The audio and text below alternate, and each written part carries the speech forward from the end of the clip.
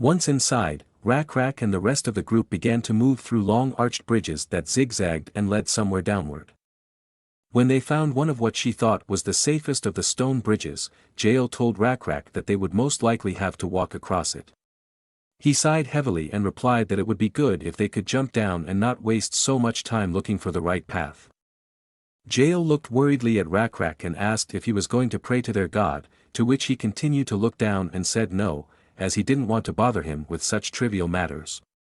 He also added that he would not be able to go down alone. Jael looked at Rak's face and wanted to ask if it was because it wouldn't be fun, but in the end decided not to say anything. After some time of discussing their next steps, Rak, Jael and Owen came to the conclusion that the best thing for them to do for now was to keep moving on the bridge. After a while, however, the first difficulties appeared on their way, in the form of a huge army of not-so-friendly rodents that blocked their path. When Rak saw the rodents, he asked what they were, to which Jael, who was walking behind him, replied that they were gutters, adding that he had probably tasted them several times before. He replied that he knew what they were, adding that it was their size that surprised him, for they looked much larger than the ones they had eaten before. In addition, the surprising fact was that these rodents, unlike ordinary nutria, moved in groups and also behaved aggressively. Owen, who had also seen a lot of things in his life, said that it was the first time he had ever seen such a thing.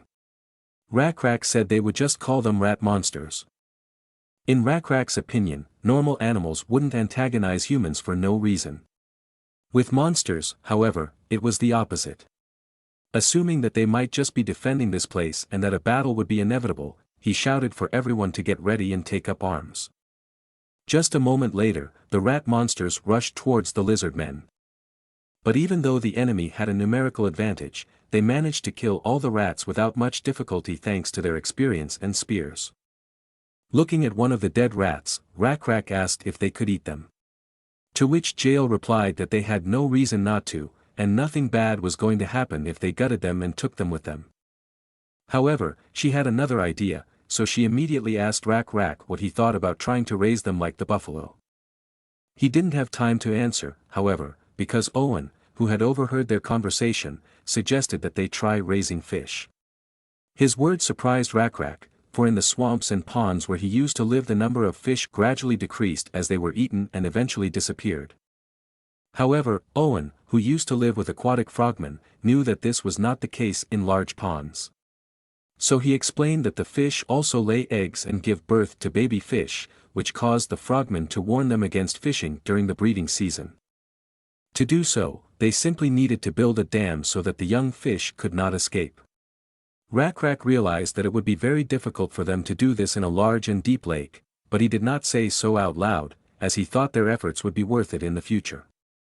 Suddenly, however, his thoughts were interrupted by a bright light and a scream behind him. Quickly turning around, he saw the lizard holding his arm in pain, as well as screaming that the rat monster was still alive. Hearing this, Rak approached him and asked if he had been bitten, to which he replied, still in pain, that he had not. He added that he had just touched him to disembowel him, but suddenly felt pain. Looking at the rat monster who was staring at him with rage in his eyes, Rak decided to check it out for himself, so despite the others' warnings that it could be dangerous, he reached out to the monster. In the next instant, a bright spark formed at the spot where he touched it, followed by many small bolts of lightning that caused him great pain. Rak knew the concept of static electricity from touching furry skin in the winter, but it was too painful to compare to this, so he yanked his hand away sharply. Then holding his hand, he replied to the concerned Jael that he was fine. However, out of everyone present, only Sun Woon, who was watching what was happening, realized what it was. The system window that appeared in front of him reported that it was a nutria in a demonic state with the attribute of lightning that could deliver an electric shock to the opponent it touched. His worst assumptions had indeed come true, and it did indeed turn out to be the ruins of a demonic castle.